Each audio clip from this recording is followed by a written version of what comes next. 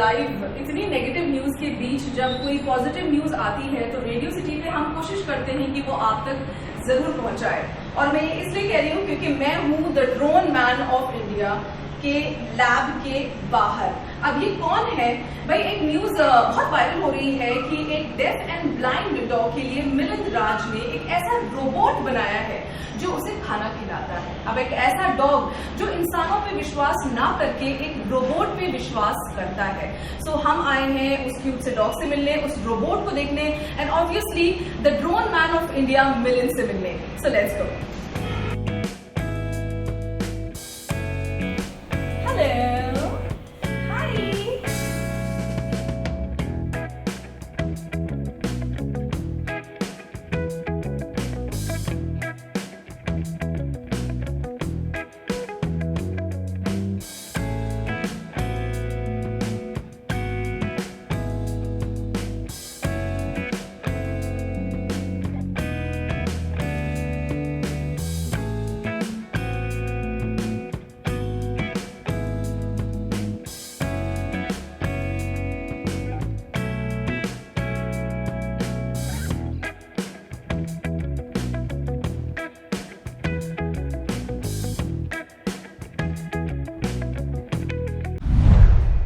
उर्दू में कहते हैं हक्का बक्का होना, अंग्रेजी में कहते हैं एस्टोनिश्ड और हिंदी में कहते हैं आश्चर्यचकित होना, जो मैं हुई हूँ इस जगह आके।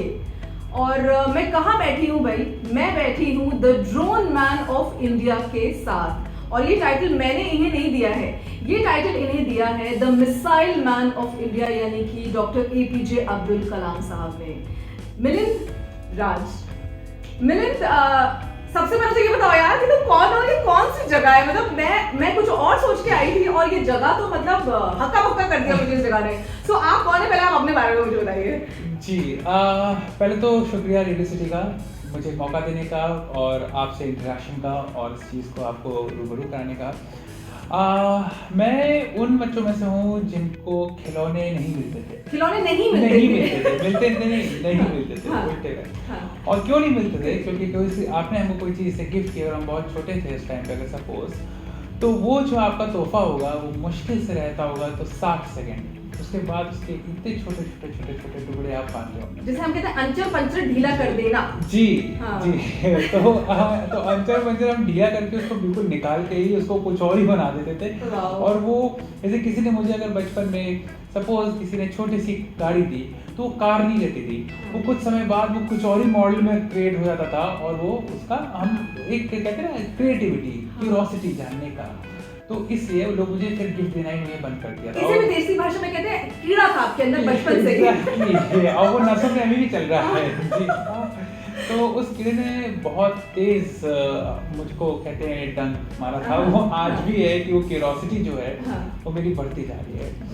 तो बाकी हम आप सबकी तरह एक नाइन्थ होमोसेपियन इंसान ही है जो सबकी मदद करते हैं। जी। और इस जगह के बारे में बताइए।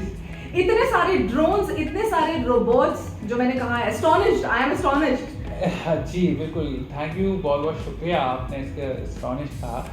और ये जो जगह है ये आपकी रोबोटिक्स लैब है। तो ये लखनऊ की एक ऐसी जगह है जहाँ पे ये बल्कि भारत की एक प्रीमियम रोबोटिक्स लैब है जहाँ से बहुत सारे रोबोटिक्स इनोवेशन हुए थे, जहाँ पे ऐसे रोबोट बने थे जिन्होंने श्री रामनाथ कोविंद जो आपके प्रेसिडेंट हैं श्री रामनाथ कोविंद जी, वो ऑनरेबल प्रेसिडेंट को उन्होंने वेलकम किया था, प्राइम मिनिस्टर्स को इंटरेक्ट किया था और बहुत ही अलग तरह के लाइफ सेविंग रोबोट्स बनते हैं। और एक ऐसे रोबोट बनते हैं जो उदाहरण देते हैं कि मानवता को तकनीक से बचाया जा सकता है और वो किसी भी फॉर्म में हो, इंसान हो, जानवर हो, कोई भी हो। तो आप उस जगह बैठे हैं जहाँ पे इस तरह के रोबोट्स का क्रिएशन होता है।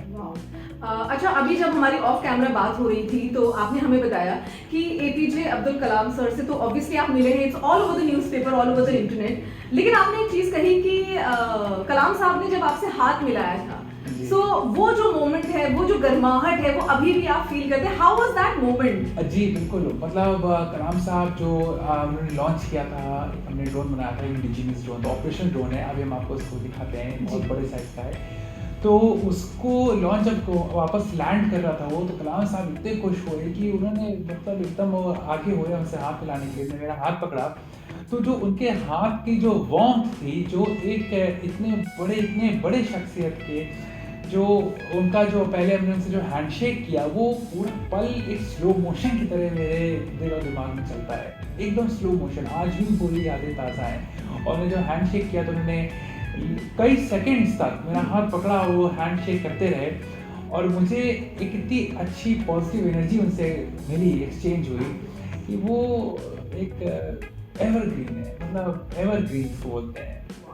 मिलिंद, ये तो जो आपकी जगह है, मतलब you are a tech freak, वो तो हम देख ही रहे हैं, लेकिन उसके साथ साथ आप लोगों के लिए भी बहुत कुछ करते हैं। जैसे कोरोना टाइम्स में आपको कोरोना वॉरियर का भी खिताब मिला था, क्योंकि आपने यहाँ पे ड्रोन सैनिटाइजेशन किया था, तो उसके बारे में हमें बताइए। जी देखिए, जब जनवरी 30 को पहला कोरोना केस भारत में निकला था साउथ इंडिया में, तो मैंने इस पर रिसर्च करना शुरू किया था और मैं समझ गया था ये बहुत खतरनाक महामारी है और ये कंटेजियस है। कंटेजियस मतलब जो फैलती बहुत तेज है। तो इसके बचने का उपाय क्या है? डिस्टेंस, जिस जो हम लोग सोशल डिस्टेंसिंग बैठे हैं और पब्लिक को भी सोशल डिस्टेंसिंग है। तो इसका ये होता है कि मिनिमम इंसान जाए, मैक्सिमम मशीन्स और रोबोट्स को भेजें। हाँ। तो हमने ये ड्रोन डिज़ाइन किया जो पतली गलियों में एक टफ नेविगेशन जहाँ हो सकते हैं वहाँ पे वो जाके पूरे भर में एरिया में कई किलोमीटर तक सैनिटाइजर स्प्रे करता था बिना इंसान के। एक इंसान बैठ के कंट्रोल कर सकता है। तो इससे क्या होता है कि हमारे पुलिस ऑफिसर्स हो गए, हमारे डॉक्टर्स हो गए, तो इन लोगों को जैसे मेडिकल कर्मी होते हैं, इन लोगों को वहाँ नहीं जाना पड़ा, तो एक्सपोजर बचा, कहीं ना कहीं एक मैसिव एक्सपोजर होने से बचा। और भारत अपने आप में एक उदाहरण सेट किया है कोरोना के लिए। बिल्कुल बिल्कुल। तो इसलिए हमने वो किया था सैनिटाइजेशन वाला। जी वेरी नाइस।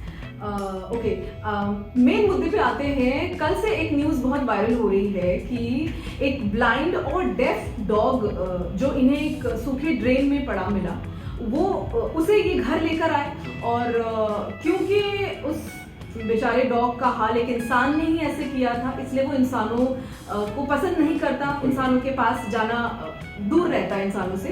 सो इन्होंने एक रोबोट बनाया उस डॉग के लिए जो उसे टाइम टू टाइम से खाना देता है। सो ये आइडिया आपके पास कहाँ से आया, ये इनोवेटिव आइडिया? जी एक्चुअली क्या है कि जब किसी काम को आप पसंद करते हैं तो वो काम आपके लिए वर्क नहीं रह जाता है, वो काम आपका मेडिटेशन हो जाता है, आपको सुकून देने लगता है। जी। आपको मन की शांति देता है। तो मेरा क्या है कि मैं 24 घंटा कुछ ना कुछ मेरे दिमाग सोचता रहता है कि कैसे एक चीज़ को बेहतर बनाया जाए। तो मुझे जब ड्रोन सैनिटाइजेशन करते थे तो वहाँ पे मुझे एक डॉग मिला, नाले में पड़ा हुआ था एकदम। हमको तो लगा ये बच्चा ही नहीं होगा, बट हमने देखा सांसें चल रही थी। लॉकडाउन का टाइम था, हॉस्पिटल जाना इम्पॉसिबल सा था, बहुत दिक्कतें थी, डॉक्टर्स नहीं अवेलेबल थे। तो मेरे पास एक ऑप्शन था, लेके आओ साहब, अब जो होगा देखा जाएगा, कदम तो उठा दीजिए। ठीक है, तो हम भी उस जंग में कूद पड़े, देखते हैं क्या हारते हैं जीतते हैं। तो हम उसको यहाँ लिया, हमारे साथ यहाँ रहना से शुरू किया और बाद में कुछ दिनों बाद, 2-3 दिन बाद मुझे लगा ये देखता कुछ अजीब सा है, मतलब उसका बेक उधर रहा है और हम इधर खड़े हैं या कुछ भी, रिस्पॉन्ड नहीं था वैसा। फिर यहाँ पे डॉक्टर साहब को मैं दिखाया, थोड़ा टाइम लेके, उन्होंने कहा इसके जो विजन है वो नॉर्मल नहीं है, ये डेफ है, ये ब्लाइंड है और दूसरा ये मेंटली चैलेंज है। और ये क्यों हुआ है? क्योंकि किसी इंसान ने, जो भी अज्ञात व्यक्ति हो, उसको बहुत पीटा था बुरे रहने से, तो फिजिकल इंजरी से उसके कोई इंटरनल डैमेजेस आए जिसकी वजह से ऐसी अवस्था हो गई। तो ये इंसान नहीं है, इंसानों को बिल्कुल पसंद नहीं करता, वो आज भी बिल्कुल चाहता ही नहीं कि उसके आसपास कोई इंसान भटके भी, बट वो चाहता है कि उसके आसपास रोबोट रहे। बट वो ये चाहता है कि उसको कोई खाना भी अगर हो तो कोई रोबोट आगे खिला दे, कोई ऐसा जिससे उसको खतरा ना हो, रोबोट उसको कोई चोट नहीं पहुंचाएगा। तो आपने अभी देखा किस तरह से उसको बिस्किट खिलाया, आपने देखा किस तरह से उसके बगल में वो रहता है। और अब तो आने वाले उसमें हम इसको और इम्प्रोवाइज करने जा रहे हैं कि ये एकदम टाइमली रूटीन से उसको खाना खिलाएगा, उसका टेम्परेचर भी चेक रखेगा, उसके ऊपर मॉनिटरिंग करेगा। और अगर ज़्यादा कभी कोई दिक्कत हुई, हमारा जो अभी डॉग है ये ज़्यादा भौंकता भी नहीं है, बिकॉज इतने डर में रहता है। सो ये एक अपने आप में एक नो डाउट एनिमल क्रुएल्टी का एग्जाम्पल है, बट उसके ज़्यादा भार है एक बचाव का, एक ह्यूमैनिटी का ज़्यादा वेट है।